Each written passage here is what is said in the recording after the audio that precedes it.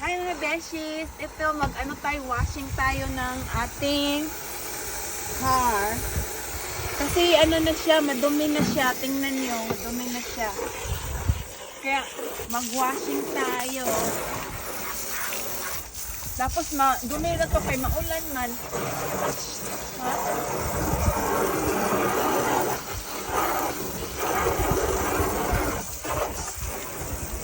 Pag puti talaga, madumi. Hindi mo wala ikuan. Patya sa ang Glenn para makakonsentrate ka sa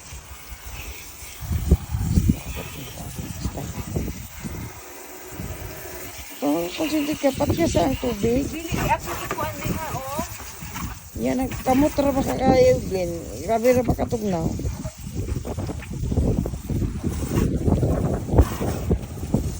Ano ba, sa ilalim ba, tama. Pakakasin, sa ilalim. Patya sa Glenn, hindi ra ka magkuana ng ilalom kung ilalom ra gid imong kuanon, imong atimanon dili kay Ano siya, daghan na siya ito. tadi ko ganan nang kuan. Mga tartar mo na.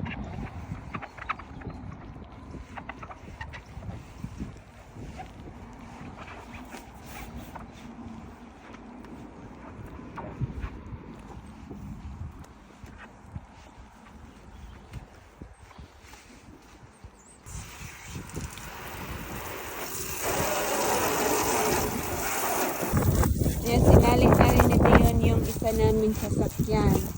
Yun yung old namin na sasakyan. 10 years old na siya. 11 years old na siya. Kaya, ayun. Siya yung nag-drive na niya ngayon. Ako ang unang nag-drive. Nakapangalan yun sa akin. Pero siya na ang nag-drive. Tapos ito, ako nang nag-drive nito. Yan, ako nang nag-drive niyan. Pero nakapangalan kay Dion. Baliktad. Sobrang ulan talaga. Sobrang maulan kaya ayun. Ha? Ako na lang yung assistant niya taga-hila ng hose kasi yung hose is nagkikink kaya ako na lang ang taga-hila. Siya na lang kasi ayaw niya, hindi siya kontento sa ano ko, sa linis ko. Ayan siya. Masipag siya, masipag. Masipag siyang maglinis ng sasakyan. Kasi may mga itim-itim na dumi na, o diba? Nakikita nyo yan, marumi na siya. Ayan. Makuha lang yung unang ano, yung panganay na dumi. So, ako na lang pala taga wash. Ayan. Ako na lang pala pagkatapos niyang sabunin, ako na ang magre-rinse. Ayan, ganun. Pati sa ilalim, anuhin natin kasi kasi mag-snow dito, naglalagay ng asin yung council dito, kaya i-rinse natin yung ilalim para mawala yan yung asin kasi pag may asin, madali lang magkalawang ang mga sa ilalim na ano. Ganyan doon. Yan, salit na natin yung ilalim. Si Pidi yun, inano din niya yung car niya. Kaya ako na lang ang mag-rinse.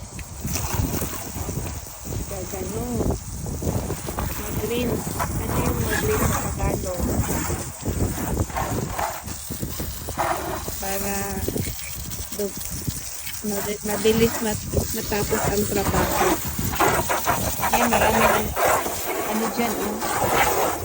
Marami na putik dyan, dikit na. Kasi palaging ulan dito, kaya maraming putik. Para hindi kakalawangin, anuhin na natin, tanggalin natin yung mga asin-asin from snow. Kasi sana hindi na mag-snow. Sana hindi na siya mag-snow. So yan na. Sana lang ang Banlaw pala. Banlaw pala yun. Meron kang na-miss dito, Yot. Meron kang na-miss dito na dumi. So, naliligo kami dito habang nag-washing kasi ulan. lang habang nag-washing.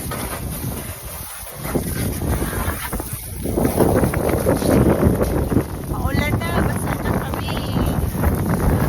Sabi siguro mga kapitbahay namin, ano ba yung nasa utak nila kahit umulan, nag-washing ng sasakyan. Tinanggal lang namin yung asin, binanlawan lang namin yung asin. Kasi mula ng after na nag-snow, naglalagay lang asin dito pag nag-snow sa kalsada. So yung mga asin, papunta sa ilalim ng sasakyan. Kaya ayun, dapat maglawan na para mawala na yung asin. Para hindi na magkalawang ang madali magkalawang yung mga sasakyan kawawan naman. Mahalin natin yung sasakyan kasi importante yung sasakyan sa atin. Lalo na sa amin dito, wala kaming yung public transportation hindi masyadong accessible. Kaya kailangan namin ng may sasakyan pagpunta sa trabaho. Ganon talaga importante yung sasakyan namin dito pag punta sa trabaho. Hindi lang yung leisure or pleasure yung sasakyan namin. Anong tawag doon? Necessity. Necessity ang sasakyan namin dito. Kaya ayan, yun talagang importante. Hindi siya pang forma talaga. Pagtrabaho namin itong sasakyan namin. Kaya ayun. So yun lang mga beshies. Thank you so much. Ulan na. Rain. Mag na tayo. God bless. Bye-bye.